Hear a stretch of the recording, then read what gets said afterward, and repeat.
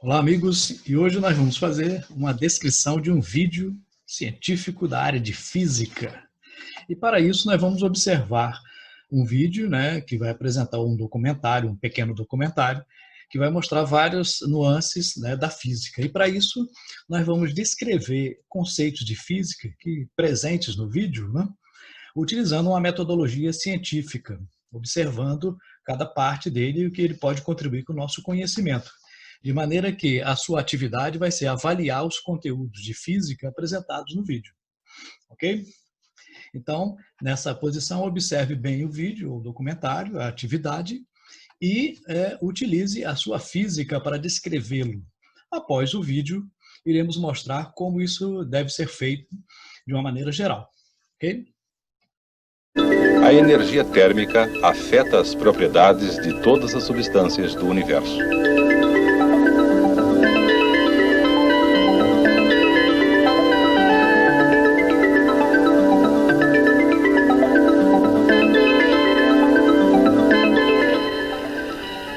Aço, tão quente que está derretido. Ao ganhar energia térmica, o aço brilha, mudando de cor com a elevação da temperatura. Podemos confiar nessas mudanças de coloração a tal ponto que o metalúrgico experiente pode avaliar a temperatura do aço simplesmente observando-o. O calor também dilata os metais. Quase todas as substâncias aumentam de volume ao receber calor e diminuem ao perdê-lo. Linhas elétricas são instaladas considerando-se esse fato. Elas podem ceder no verão e contrair-se no inverno, sem maiores problemas. O motor de um automóvel depende das alterações produzidas pelo calor. No interior dos cilindros, com a queima de uma mistura de gases, a temperatura de repente se eleva tremendamente. Isto faz com que os gases se expandam de maneira explosiva, forçando o pistão para baixo no cilindro e fornecendo energia para girar as rodas do carro. As substâncias também se alteram de outra maneira quando há variação de temperatura. O gelo é um sólido, uma estrutura de cristais. Aquecido, ele se derrete, transformando-se em líquido. Aquecido mais ainda, o líquido entra em ebulição, tornando-se vapor. As substâncias mudam de estado com a alteração de suas temperaturas.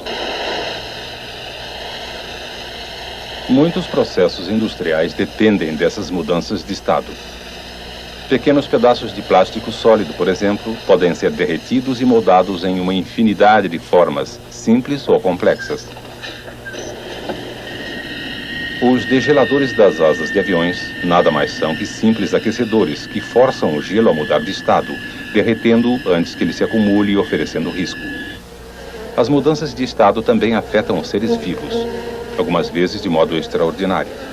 Dentro de uma colmeia, num dia quente, algumas abelhas ventilam ar sobre gotas de água, evaporando-as. Quando a água passa do estado líquido para o gasoso, a evaporação absorve o calor, resfriando o ar dentro da colmeia. A temperatura também afeta a velocidade das reações químicas das substâncias. Aqui está ocorrendo uma reação química. A coloração do líquido está mudando. O que acontece quando fornecemos um pouco de calor? A coloração agora muda rapidamente. Muito mais depressa que no becker não aquecido. Muitos processos industriais são controlados pela regulagem de temperaturas. As mudanças de temperatura também afetam os processos vitais, como, por exemplo, o metabolismo de um grilo. Como o ritmo do som que ele produz é controlado por seu metabolismo, esse ritmo tem relação direta com a temperatura. Na indústria que envolve frutas, a deterioração é um sério problema. As frutas estragam devido às reações metabólicas de organismos microscópicos. Em temperaturas normais, essas reações podem tornar as frutas impróprias para o consumo em aproximadamente uma semana. Mas, se diminuirmos adequadamente a temperatura, essas reações serão retardadas e até completamente contidas. Se a temperatura cai, a coluna fica mais curta, pois o volume diminui. Então, podemos medir a mudança de temperatura medindo a maneira em que ela altera uma coluna de líquido.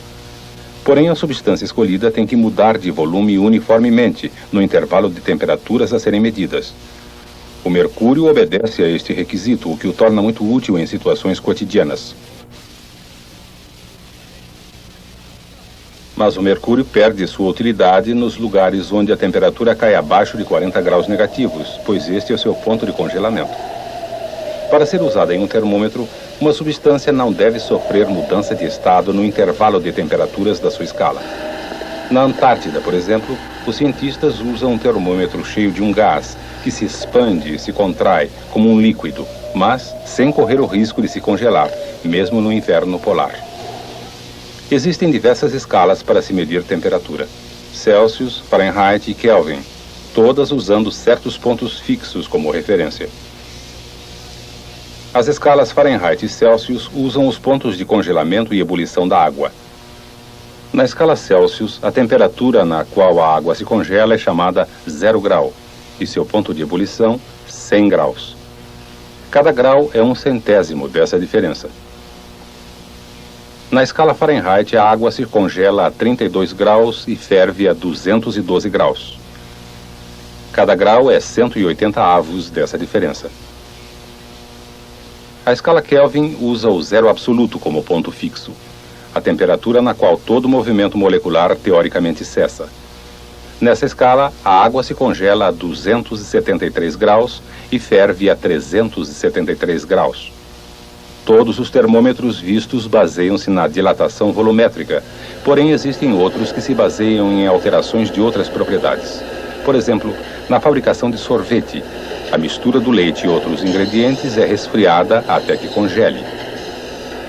Mas se o resfriamento se der de maneira imprópria, poderá ocorrer a formação de cristais de gelo que estragam a textura macia do sorvete. Em algumas indústrias de sorvete, a temperatura é constantemente controlada com um termômetro de resistência de platina, um termistor. Dentro dele há uma bobina de fio de platina, através da qual passa uma corrente elétrica. Quando a bobina é mergulhada na mistura de sorvete em resfriamento, rapidamente se resfria à mesma temperatura. Mas com a alteração da temperatura, altera-se também sua resistência elétrica.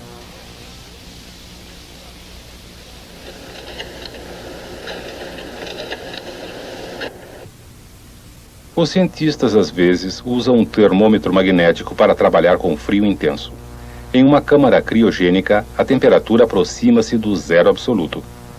Esse termômetro, o magnetômetro, baseia-se no fato de que, em temperaturas muito baixas, as propriedades magnéticas de algumas substâncias se alteram, e essa alteração pode ser medida. Esta é outra mudança de propriedade física causada pela alteração da temperatura.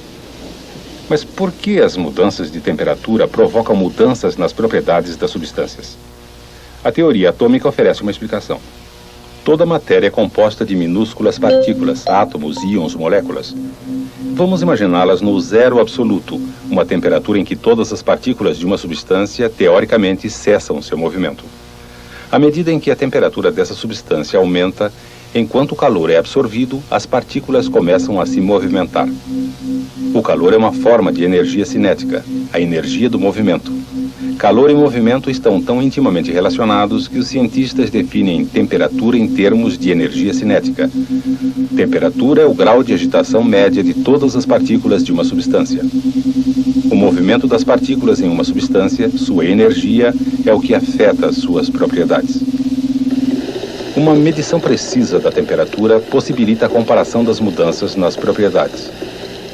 Assim, podemos observar como uma mudança na temperatura afeta a densidade da água. As mudanças na densidade influenciam os movimentos de subida e descida de grandes massas de água nos oceanos, e isso afeta os locais de alimentação dos peixes. Este gráfico mostra como a densidade da água varia com a mudança de sua temperatura. Podemos também comparar variações em uma propriedade de substâncias diferentes, como o coeficiente de dilatação.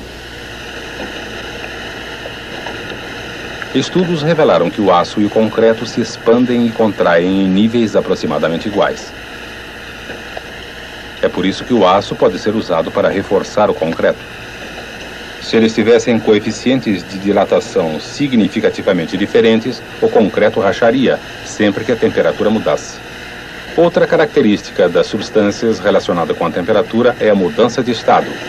Assim como conhecemos os diferentes pontos de condensação dos gases que compõem o ar, Podemos separá-los, fazendo baixar a temperatura do ar até que cada gás se liquefaça e abandone a mistura.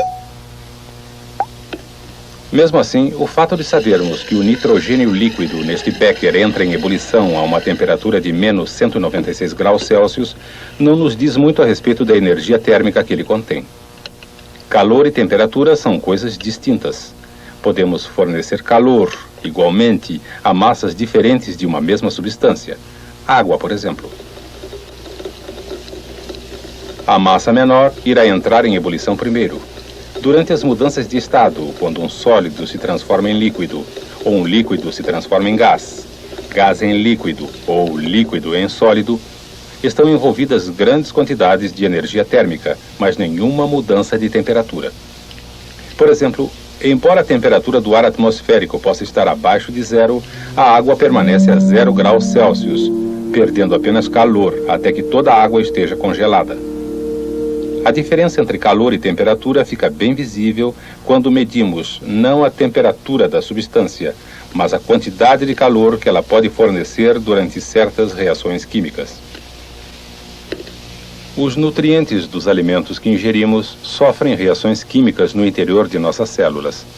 Estas reações produzem a energia térmica de que precisamos para viver. Este calor é medido em unidades chamadas calorias. Uma caloria é a quantidade de energia necessária para elevar a temperatura de 1 grama de água em 1 grau Celsius. Para medirmos as calorias de qualquer alimento, queimamos uma quantidade conhecida deste em um aparelho chamado calorímetro. O calor liberado na combustão é transmitido à água, elevando sua temperatura. Medindo o aumento da temperatura da água, um nutricionista pode calcular o número de calorias que foram liberadas, que será a mesma quantidade liberada pelo alimento no seu corpo, quando ingerido. Os estudos do calor e da temperatura possibilitaram compreender não apenas os processos que nos mantêm vivos, mas também os processos que ocorrem no universo. Somos capazes de medir e reproduzir as temperaturas extremamente altas ou muito baixas existentes no espaço. Temperaturas iguais ou superiores a 1 milhão de graus que existem nas partículas da coroa solar foram reproduzidas em geradores de plasma, que aquecem um gás a tal ponto que os elétrons são arrancados de suas moléculas e o gás adquire carga elétrica. O gás se ioniza e passa para um quarto estado da matéria, o plasma. Cientistas foram capazes de medir a temperatura das nuvens de poeira cósmica a apenas alguns graus acima do zero absoluto e obtiveram temperaturas ainda mais baixas em laboratórios criogênicos, onde foram descobertas inesperadas propriedades da matéria. Os metais, como o mercúrio, por exemplo, são bons condutores de eletricidade. Mas quando abaixamos a temperatura do mercúrio e de alguns outros metais e não metais perto do zero absoluto, algo incrível acontece. Toda a resistência elétrica desaparece repentinamente. A supercondutividade se torna uma propriedade da substância e uma corrente elétrica sem resistência pode, em teoria, circular eternamente, mesmo sem uma fonte de energia. Assim, nossos conhecimentos das propriedades das substâncias aumentaram consideravelmente com o que aprendemos sobre o que é calor e qual sua relação com a temperatura e as propriedades da matéria.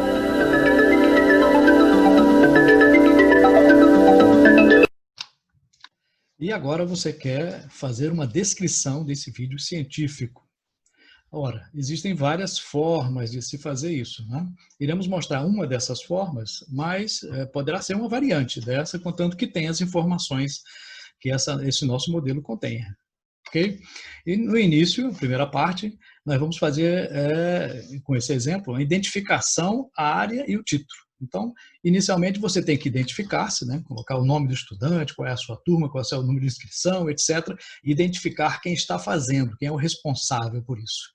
Depois você vai identificar qual é a área da física, né, que está envolvida. Se é ótica, eletricidade, especificando também a sub-área, né? Ótica geométrica, eletrostática, eletrodinâmica, né? Ou física moderna. Depois você vai criar um título para o vídeo, você vai identificar ele. Muitas vezes esse vídeo já tem uma identificação, né? Você coloca o nome dele. Ou então você cria um nome que descreva as principais atividades realizadas no vídeo. E depois, na segunda parte, né, você vai colocar as informações científicas que você conseguiu coletar com aquele vídeo. Né? Aí nós sugerimos que sejam 7 informações relevantes que estão relacionadas a fenômenos físicos, né? Ou de eletricidade, ou de mecânica, ou de física moderna, etc., cada parte da física. Esse número 7 pode ser um pouco menor, pode ser um pouco maior, dependendo do que o professor solicitar para você. E lembre-se que é muito importante que as informações elas podem ser um experimento mostrado, pode ser uma análise feita de um fenômeno físico, uma demonstração, uma narrativa que esteja ligada à área da física. Então, tudo que tiver um relacionamento com a física, no vídeo você vai registrá-lo, pelo menos em 2 linhas de cada item. Okay? E vamos colocar a seguir conceitos fundamentais da física. Observe que nós fizemos 7 itens, 1, 2, 3, até 7. Depois tem 1A, 2A. Cada um deles é referente a uma daquelas observações sua. Então, você vai enumerar os conceitos, leis, princípios, teorias da física, que estão relacionadas a cada uma das informações que você coletou. Tá? Então, ali ficam registrados a informação física, né?